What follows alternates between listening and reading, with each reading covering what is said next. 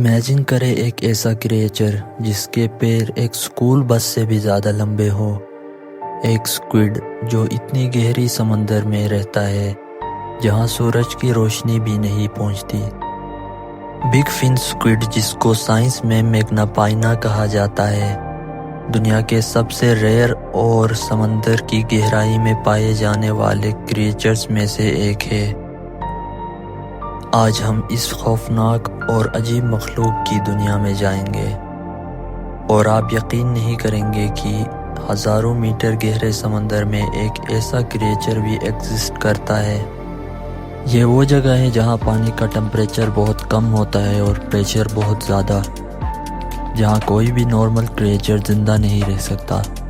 لیکن big fun squid سمندر کے کچھ ایسے ریئر کریچرز میں سے ہے جو اس جگہ میں سروائیو کر سکتا ہے۔ یہ پہلی بار 1988 میں گلف آف میکسیکو میں دیکھی گئی تھی۔ اس کی سب سے خوفناک خصوصیت اس کے لمبے پتلے پیر ہیں جو پانی میں ایسے لگتے ہیں جیسے کسی بڑے پیڑ کی جڑیں لٹک رہی ہوں۔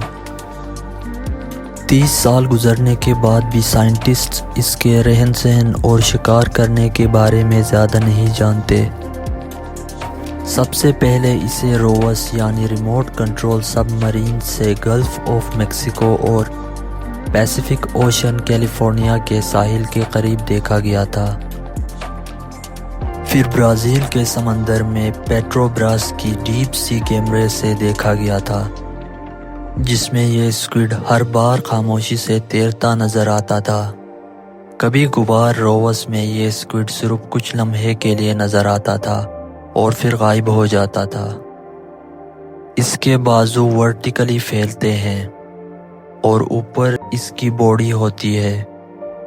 کچھ سائنٹسٹس نے محسوس کیا کہ جیسے سکویڈ انہیں دیکھ رہا ہو۔ بگ فن سکویڈ عام سکویڈ جیسا بالکل بھی نہیں لگتا، کیونکہ اس کی باڈی تقریباً 2 میٹر تک لمبی ہوتی ہے اور اس کے پیر تقریباً 15 میٹر یعنی 50 فٹ تک لمبے ہوتے ہیں، جو ایک سکول بس سے بھی زیادہ لمبے ہوتے ہیں۔ اس کے پیر اتنے پتلے ہیں کہ گہرے پانی میں لگ بھگ نظر نہیں آتے۔ اس کا جسم نرم اور جیلی جیسا ہوتا ہے، جو گہرے پانی کے پریشر کو برداشت کرنے میں مدد دیتا ہے۔ سائنٹسٹ نہیں جانتے کہ اس کے یہ پیر شکار پکڑنے کے لیے کیسے استعمال ہوتے ہیں۔ کچھ ریسرچرز کا خیال ہے کہ یہ اپنے ٹینٹیکلز کو سمندر کی تہہ میں پھیلا کر چھوٹے جانوروں کو پھنساتا ہوگا۔ اس کے لمبے ٹینٹیکلز شاید چھوٹے شریمپس، پلینکونز یا دوسرے چھوٹے جانور پکڑنے کے لیے استعمال ہوتے ہوں۔ بگ فن سکویڈ کو آج تک صرف 5 بار ہی دیکھا گیا ہے۔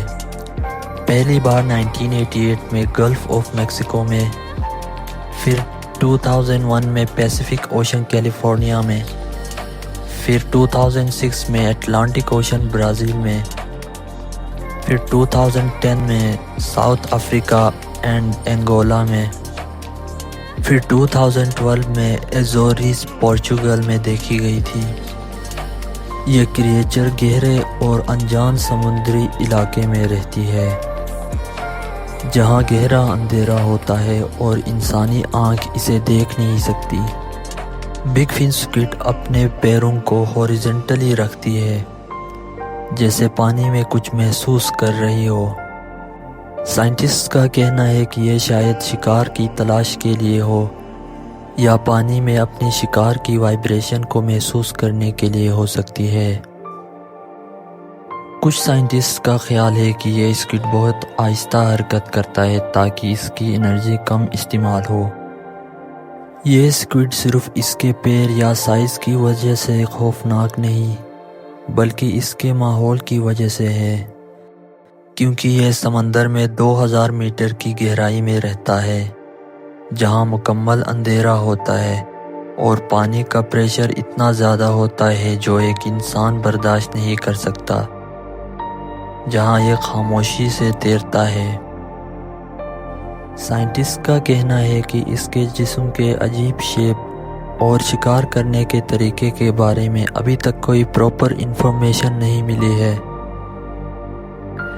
کچھ سائنٹسٹ کا خیال ہے کہ یہ ایمبوش پریڈیٹر یعنی ایک جگہ بیٹھ کر اپنے شکار کا انتظار کرنے والے پریڈیٹر میں سے ہو سکتا ہے، کیونکہ یہ بہت سلو موومنٹ کرتا ہے۔ FAO کی کتاب سیفیلوپوڈز آف دا ورلڈ 2005 میں بھی بگ فن سکویڈ کو سب سے ریئر سکویڈز میں سے کہا گیا ہے۔ کچھ ریسرچرز کا کہنا ہے کہ یہ اب تک کے سب سے بڑے سکویڈز میں سے ایک ہو سکتا ہے۔ تو بگ فن سکویڈ آخر حقیقت میں کیا ہے، اس کے بارے میں سائنٹسٹ کو بھی پوری طرح سے نہیں پتہ۔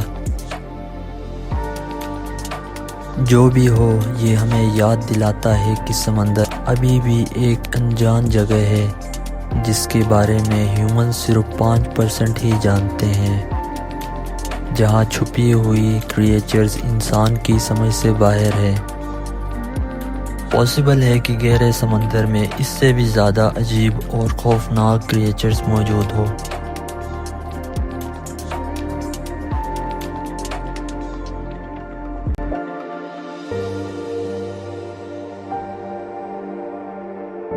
اگر آپ کو ویڈیو پسند آئی تو چینل کو لائک اور سبسکرائب ضرور کریں۔